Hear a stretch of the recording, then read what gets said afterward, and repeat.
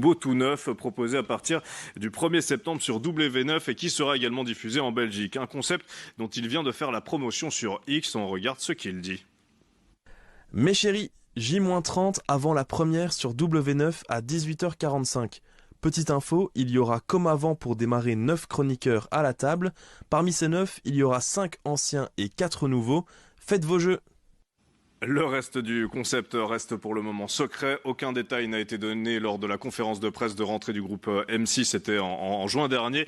Et interrogé sur les garde-fous qui doivent empêcher de nouveaux dérapages de l'animateur, ceux qui ont quand même valu à C8 des amendes records, la direction de M6 déclare ceci, écoutez. On est un groupe qui respecte les obligations et ça continuera. Ce qu'on ne verra pas de touche pas à mon poste chez nous, c'est tout ce qui provoque des sanctions. Cyril Hanouna est quelqu'un d'intelligent qui teste beaucoup de choses. Nos règles sont claires et il est venu volontairement chez nous. L'intention éditoriale est claire, faire rire et divertir.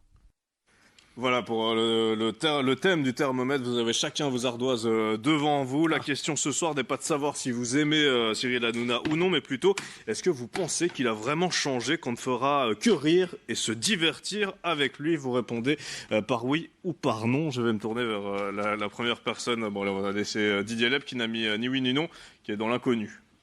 Il faudra voir ses émissions. Là, il n'a pas encore fait d'émissions. On verra quand il commencera à faire ses émissions s'il a changé ou non. Tout ce qu'on voit, c'est qu'il a changé. Bon, maintenant, il se déguise en Rambo ou en Charles Manson. Là, on ne sait pas très bien. C'est Rambo, a priori.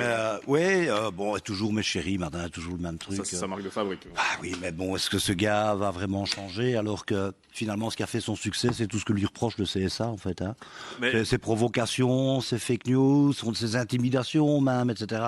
C'est ça qui a fait son succès. Pourquoi est-ce qu'il changerait une recette qui marche? En fait, pourquoi est-ce qu'M6 prendrait quelqu'un qui risque de lui créer des... Enfin, voilà. En fait, ce qu'on se dit... On sait qu'il va faire l'audience. Hanouna avait beaucoup de succès au début. Au début, il était sur France 4 avant d'aller sur D8 puis C8. Il n'était pas du tout dans la polémique. C'était des émissions critiques de la télé. Il n'y avait rien de politique là-dedans. Ouais. Et ça a été surtout, en fait, sous Vincent Bolloré, que Hanouna a quand même devenu un autre personnage beaucoup moins marrant, beaucoup plus polémique. Et qui s'est acheté sa Ferrari. Hein. Sa Ferrari. Est-ce que vous pensez qu'il peut redevenir peut-être le Hanouna plus soft? Je crois pas. Pourquoi? Ou là c'est perdu, c'est une marionnette de Bolloré. Ce type s'en fout, ne respecte rien, s'amuse pour ses petits fans, il a sa petite cour, il a son fan club, il sait ce qui a fait son succès. Moi, je crois qu'il va continuer comme ça, hein, puis avec toujours son truc qui reprend de ses news, la liberté d'expression avant tout, ou machin. En fait, on peut tout dire, je peux dire n'importe quoi, je peux insulter n'importe qui, n'importe quelle fake news. Ça, c'est du trumpisme, hein, ça, ce machin-là. Hein. Donc c'est plutôt un non, quand même. C'est plutôt non. Mais on ne sait pas. Il va peut-être faire une superbe bonne émission avec un beau reportage sur la fertilité masculine, par exemple. Vous allez regarder du coup ça. Sa première. J'apprendrai quelque chose. J'attends voir ses remarques. Jean Kitenge, vous avez mis non sur votre ardoise. Non, vous ne pensez pas qu'il a changé et qu'on va seulement rire et se divertir avec lui? Non, parce que après Patrick Sébastien, voilà un autre étrange personnage avec un étrange humour. Mais non, je pense qu'on a trop psychologisé et on a trop voulu comprendre le personnage. Et parfois, et quand je dis trop, c'est parce qu'en fait, il est mu par une règle très simple. C'est très opportun. C'est celle de faire du chiffre. C'est celle de faire de l'audimat. Et en effet, il a politisé ses émissions. En effet, il a complètement changé même finalement la DA, et à la fois la DA, mais aussi on va dire l'idéologie qui était transcrite dans son émission. Parce que dans le groupe Bolloré, parce qu'il y a aussi et surtout une tendance à. Et donc c'est pour ça que moi je pense que non, il ne changera pas, parce qu'en fait tout simplement, si même il fait une émission où il ne parlera pas de sujets politiques, etc. Vous pensez qu'il ne va pas pouvoir s'en empêcher de parler de tout ça? Parce que je rappelle quand même aux téléspectateurs, il y avait un Hanouna au tout début qui était beaucoup plus soft, qui faisait rire beaucoup de gens. Avant c'était pas à la mode d'être à la limite du je vais pas dire le mot facho, mais voilà, c'était à la mode d'être un vicelard sur ces questions-là. C'était pas à la mode. Aujourd'hui ça l'est à certains égards. Il y a plein d'émissions qui commencent avec notamment Jordan Bardella du Rassemblement National. Mais c'est là où, en fait, très clairement, moi je pense que même s'il lance cette émission et qu'il essaye de ne pas toucher à certains sujets qui pourraient lui valoir certaines sanctions du CSA, ce qu'il fera très certainement, c'est d'être sur la limite. Très certainement. Et il jouera comme il l'a toujours fait, avec la limite, et il l'a souvent transgressé. Là, il essaiera de pas le faire, mais moi, je pense pas que fondamentalement le personnage a changé. Je pense qu'il est opportun qu'il est opportuniste plutôt, et que du coup, il fera en fonction de ce qui permettra de faire du chiffre. Danis Protel, vous pouvez montrer votre ardoise devant vous. C'est un non catégorique. Votre réponse est un non catégorique. Non, il n'a pas changé selon vous. En réalité, on ne change pas les gens. Et quand on a une personnalité autant clivante que celle d'Hanouna, on ne change pas. Maintenant, il est certain que dans les premières émissions, il n'y aura aucun problème au niveau des critiques potentielles quant au choix des sujets. Au début, il est évident qu'il faut que ce soit conforme à ce qu'on annonce. Pour le moment, ce sont des effets d'annonce, c'est du marketing. Donc au début, il n'y aura certainement pas de problème, mais il faut voir sur la durée et il faut voir surtout quelle sera l'audience de cette émission. Et si la petite formule un petit peu, disons, plus soft de départ et qui repose uniquement sur l'humour ne donne pas satisfaction et ne donne pas de bonnes audiences, comme par hasard, on va voir réapparaître de la provocation parce que ça fera le buzz et ces patrons seront sans doute ravis qu'il en soit ainsi, même s'ils diront le contraire. Parce que Didier Leb, c'est vrai que c'est un accro à l'audience, Hanouna.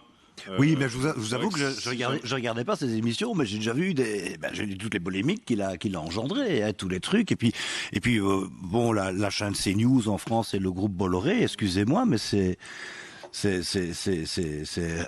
radio-télé Rassemblement National, hein, c'est clair et net. Hein, les émissions du matin, la Pascal Pro, mais on ne parle que des faits divers, et c'est toujours des faits divers. Il y a des étrangers, évidemment, hein, pas. Sinon, on n'en parle pas. Donc, c'est du matin au soir, quoi. Et les migrants. Ouais. Oui, mais on connaît l'esprit de la liberté d'expression, ça n'a pas de prix, ça c'est leur slogan. Mais c'est la liberté d'expression, ça a un prix, hein, justement. D'ailleurs, en dehors de TPMP, Cyril Hanouna animait aussi Europe 1, où il continuait Bolloré, à rester sur cette toujours Bolloré en effet, à rester sur cette ligne qui est évidemment très RN friendly, on peut dire ça comme ça. Et là, c'est parce qu'il y avait le groupe Bolloré, mais je rejoins totalement le fait qu'en effet, je pense que avec cette émission, au début, il va être calme, il va pas se la jouer. Je crois que M6 a dû lui mettre une pression énorme. Certainement, parce que M6 a peur. Ils n'ont pas envie d'avoir d'amende déjà. Évidemment, mais tout va être une question d'audimat avant tout avec ce personnage. C'est très certainement ce qui va arriver. Didier Leb l'a quand même dit, il va regarder par curiosité, en tout cas la première émission. Je verrai le lendemain s'il y a une polémique. S'il y a une polémique, j'ai regardé. On regardera tous ensemble. Jean Kittengue et Danis Protel, est-ce que vous allez quand même regarder par curiosité ou pas ? Je ne veux pas regarder par curiosité parce que j'avoue que je n'aime pas ces émissions. Je regarderai quels sont les commentaires, par contre, ultérieurement, pour voir effectivement quelle est l'évolution. Et si on reparle du sujet ici, on doit quand même être un peu au courant. Mais l'émission, je ne vais pas spécialement la regarder. Et puis, si l'émission est à la même plage horaire que votre émission, qu'est-ce qu'on fait ? Bien sûr, ça va regarder cette émission-là.